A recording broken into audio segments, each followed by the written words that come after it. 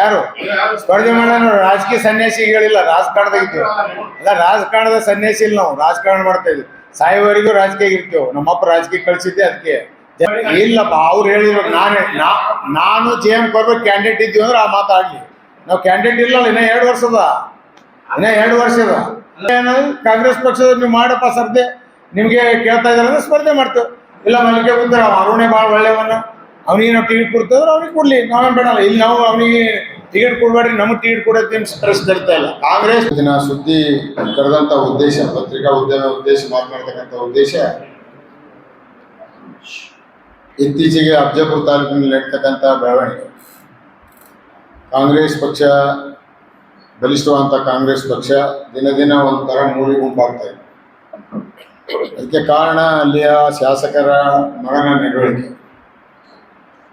ನಾವು ಸಾಕಷ್ಟು ಸಲ ಅವರಿಗೆ, ಅವರ ತಂದೆಯವರಿಗೆ ಗಮನ ತಂದಿದ್ದೇವೆ, ಜಿಲ್ಲಾ ಉಸ್ತುವಾರಿ ಸಚಿವರು ಗಮನ ತಂದಿದ್ದೇವೆ, ಶ್ಯಾಮ್ ಪ್ರಕಾಶ್ ಪಾಟೀಲ್ ಗಮನ ತಂದಿದ್ದೇವೆ, AICC ಅಧ್ಯಕ್ಷರು ಮತ್ತು ಮುಖ್ಯಮಂತ್ರಿ ಮತ್ತು KPC ಅಧ್ಯಕ್ಷರಂತ DK ಶಿವಕುಮಾರ್ ಗಮನ ಕೂಡ ತಂದಿದ್ದೇವೆ.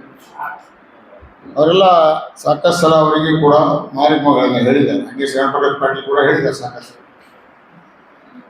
ಆದರೂ MR ಪಾಟೀಲ್ರ ಬಗ್ಗೆ ಗೌರವ ಇದೆ.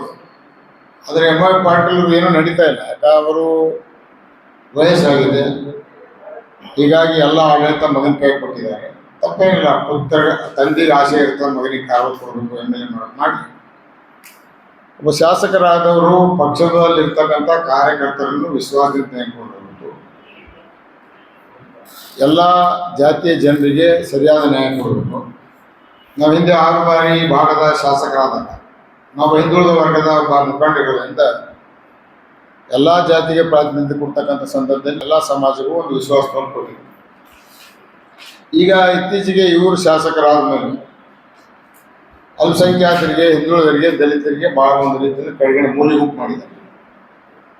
ಯಾವ ಕಾಂಗ್ರೆಸ್ ಪಕ್ಷದ ಮುಖ್ಯ ಬುನಾದಿನೇ ನಮ್ಮ ವೋಟ್ ಬ್ಯಾಂಕ್ ಅಹಿಂದ ಇರುವಂಥ ಸಂದರ್ಭದಲ್ಲಿ ಪ್ರತಿಯೊಬ್ಬ ಕಾಂಗ್ರೆಸ್ ಪಕ್ಷದ ನಾಯಕರು ಈ ವರ್ಗದ ಜನರನ್ನು ವಿಶ್ವಾಸದಿಂದ ತೆಗೆದುಕೊಂಡು ಹೋಗ್ತಕ್ಕಂಥ ಕರ್ತವ್ಯ ಅದು ಆಗ್ತಾ ಇಲ್ಲ. ನಾವು ವರಿಷ್ಠ ಗಮನ ಕೂಡ ತಂದಿದ್ದರಿಂದ ನಮ್ಮ ಈ ವೇದಿಕೆ ನಿಲ್ತಕ್ಕಂಥವ್ರು ಯಾರು ಕಾಂಗ್ರೆಸ್ ಡ್ಯಾಮೇಜ್ ಮಾಡೋದಲ್ಲ, ಕಾಂಗ್ರೆಸ್ ಪಕ್ಷಕ್ಕೆ ಶಕ್ತಿ ಕೊಡ್ಲಿಕ್ಕೆ ನಾವತ್ತು ಸುದ್ದಿ ಮಾಧ್ಯಮದ ಮುಖಾಂತರ ನಮ್ಮ ಕಾರ್ಯಕರ್ತರಲ್ಲಿ ಉತ್ಸಾಹ ಕೊಡ್ತಾ ಇದ್ದೀವಿ. ಯಾಕಪ್ಪ ಹೇಳ್ತೆ, ಇನ್ನೂ ಕಾಲ ಮಿಂಚಿಲ್ಲ, ಇನ್ನೂ 2 ವರ್ಷ ಎಲೆಕ್ಷನ್ ಇದೆ. 2 ವರ್ಷ ಎಲೆಕ್ಷನ್ದಲ್ಲಿ ಮುಂದೆ 2 ವರ್ಷದಲ್ಲಿ ಯಾರ್ಯಾರು ಅಲ್ಲಿಯ ವಾತಾವರಣ ಕಾಂಗ್ರೆಸ್ ಪಕ್ಷ ಯಾವ ರೀತಿ ಜನ ವಿಶ್ವಾಸ ಕೊಡಬೇಕು, ಸರ್ವೆ ರಿಪೋರ್ಟ್ ಇರ್ತದೆ. ಸರ್ವೆ ರಿಪೋರ್ಟ್ದಲ್ಲಿ ಅರುಣ್ ಪಾಟೀಲ್ ಒಳ್ಳೆ ಅಂದ್ರೆ ಅವನಿಗೆ ಟಿಕೆಟ್ ಕೊಡ್ತಾರೆ. ನಾವೇನು ಟಿಕೆಟ್ ಇರೋದಲ್ಲ, ನಾವಿಲ್ಲಿ ಯಾರು MLA ಎಲ್ಲ ನಿಂತಿಲ್ಲ. ನಾವು ನಮ್ಮ MLA ಆಗ್ತೇವ್ರಿ, ಅವರಿಗೆ ಅವ್ರಲ್ಲಿಂದ ನಮ್ಗೆ ಇದು ಆಗಲ್ಲ, ಅವ್ರಿಗೆ MLA ಇಳಿಸಿದೆ ಅಂತ ಹೇಳ್ತಾ ಇಲ್ಲ. ಇದು ಏನು ಪಕ್ಷಕ್ಕೆ ಹಾನಿ ಆಗ್ತದೆ, ಇದು ಸರಿಪಡಿಸೋ ಸಲುವಾಗಿ ನಾನು ಇವಾಗ ಬೆಂಗಳೂರು ಹೋಗ್ತಾ ಇದ್ದೀನಿ. ನಾಳೆನೇ ವರಿಷ್ಠ ಗಮನ ತಂದು ಸಿಗ್ತದೆ. ನಮ್ಮ ಪಕ್ಷದ ಕಣ್ಣೀರು ಹಾಕಿದ್ರಲ್ಲಿದ್ದ ಈ ನೋವಾಗಿದೆ. ಈ ಕಾಂಗ್ರೆಸ್ ಪಕ್ಷದಲ್ಲಿ ಈ ರೀತಿಯ ವಾತಾವರಣ ಆಗಬಾರ್ದು. ಹಿಂದುಳಿದ ಆಲ್ಮತ್ ಸಮಾಜದ JM ಕೊರ್ಗು ಅವರು ಇಂಥ ಒಂದು ವಯಸ್ಸಿನಲ್ಲಿ ಒಬ್ಬ ಆಫೀಸರ್ ಆಗಿ ಕೆಲಸ ಮಾಡಿದ್ದಾರೆ, ಸಾಕಷ್ಟು ಆ ಸಮಾಜಕ್ಕೆ ಕೆಲಸ ಮಾಡಿದ್ದಾರೆ. ಅವ್ರು ಕಣ್ಣೀರು ಬರಬೇಕಾದ್ರೆ ಯಾವ ರೀತಿ ಅವ್ರಿಗೆ ನೋವು ಕೊಟ್ಟಿರ್ಬೋದು. ಅವರು ಓಪನ್ ಆಗಿ ಹೇಳಿದ್ದಾರೆ, ನಿಮ್ಮ ನಂಬೋದ್ರಿ, ನಿಮ್ಮ ಮಗನಿಂದ ನಮಗೆ ಭಾಳ ಅನ್ಯಾಯ ಅಂತ ಓಪನ್ ಹೇಳಿದ್ದಾರೆ. ಅವ್ರು ಸರಿ ಮಾಡ್ಬೇಕು ತಂದಿದ್ದವ್ರು.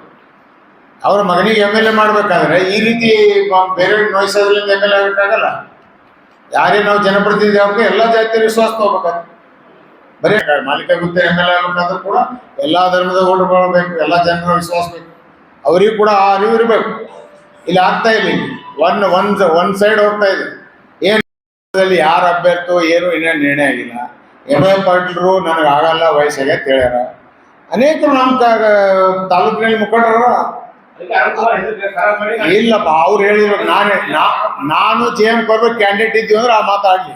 ನಾವು ಕ್ಯಾಂಡಿಡೇಟ್ ಇಲ್ಲ, ಇನ್ನ 2 ವರ್ಷದ ಆದ್ರೆ ಯಾರು ಸ್ಪರ್ಧೆ ಮಾಡೋಣ? ರಾಜಕೀಯ ಸನ್ಯಾಸಿಗಳಿಲ್ಲ, ರಾಜಕಾರಣದಾಗಿದ್ದೀವಿ. ಅಲ್ಲ, ರಾಜಕಾರಣದ ಸನ್ಯಾಸಿ ಇಲ್ಲ, ನಾವು ರಾಜಕಾರಣ ಮಾಡ್ತಾ ಇದ್ವಿ. ಸಾಯುವವರೆಗೂ ರಾಜಕೀಯ ಇರ್ತೇವೆ. ನಮ್ಮಪ್ಪ ರಾಜಕೀಯ ಕಳಿಸಿದ್ದೆ ಅದಕ್ಕೆ, ಜನಸೇವೆ ಮಾಡ್ಲಿಕ್ಕೆ. ಅವ್ರು ಹೇಳಿದ್ರು MLA ಅಲ್ಲಿ ಆಗ್ತೇವೆ, ರಾಜಕಾರಣದಾಗ ಇರ್ತೇವೆ. ಸ್ಪರ್ಧೆ ಅನ್ನೋದು ಕಾಂಗ್ರೆಸ್ ಪಕ್ಷದ ನೀವು ಮಾಡಪ್ಪ ಸ್ಪರ್ಧೆ, ನಿಮಗೆ ಕೇಳ್ತಾ ಇದಾರೆ ಅಂದ್ರೆ ಸ್ಪರ್ಧೆ ಮಾಡ್ತೇವೆ. ಇಲ್ಲ ಮಲ್ಲಿಗೆ ಬಂದ್ರೆ ಅರುಣೆ ಭಾಳ ಒಳ್ಳೆಯವನ್ನ, ಅವನಿಗೆ ನಾವು ಟಿಕೆಟ್ ಕೊಡ್ತೇವೆ, ಅವ್ನಿಗೆ ಕೊಡ್ಲಿ, ನಾವೇನು ಬೇಡಲ್ಲ. ಇಲ್ಲಿ ನಾವು ಅವನಿಗೆ ಟಿಕೆಟ್ ಕೊಡ್ಬೇಡ್ರಿ, ನಮಗೆ ಟಿಕೆಟ್ ಕೊಡೋಕೆ ಸ್ಟ್ರೆಸ್ ತರ್ತಾ ಇಲ್ಲ. ಕಾಂಗ್ರೆಸ್ ಪಕ್ಷ ಉಳಿಸೋಕೆ ಬಂದಿದೆ. ನಮ್ಮ ಹೈಕಮಾಂಡೇ ಕಲಬುರಗಿ ಆಗದ, ಹೌದಾ? ಅದಕ್ಕೆ ಮಲ್ಲಿಕಾರ್ಜುನ್ ಖರ್ಗೆ ಅವರು ಇಲ್ಲೇ ಇರೋದ್ರಿಂದ ಡೆಲ್ಲಿ ಹೋಗೋ ಅವಶ್ಯಕತೆ ಇಲ್ಲ. ಇಲ್ಲಿ ಹೇಳಿದ್ರೆ ಡೆಲ್ಲಿಗೆ ಹೇಳ್ದಂಗೆ. ಆಮೇಲೆ ಸುರ್ಜೇವಾಲಾ ಬೆಂಗಳೂರು ಬರ್ತಾರೆ, ಅವ್ರಿಗೆ ಹೇಳ್ತೇವೆ. KPC ಅಧ್ಯಕ್ಷ ನಮ್ಮ DK ಶಿವಕುಮಾರ್ ಹೇಳ್ತೇವೆ, ಮುಖ್ಯಮಂತ್ರಿ ಹೇಳ್ತೇವೆ, ಉಸ್ತುವಾರಿ ಮಂತ್ರಿ ಆದಂಥ ಪ್ರಿಯಾಂಕ್ ಖರ್ಗೆ, ಶ್ರೀರಾಮ್ ಪ್ರಕಾಶ್ ಪಾಟೀಲ್, ಇವರೆಲ್ಲರಿಗೆ ನಾವು ಮುಖಂಡರಿಗೆ ಹೇಳ್ತೇವೆ.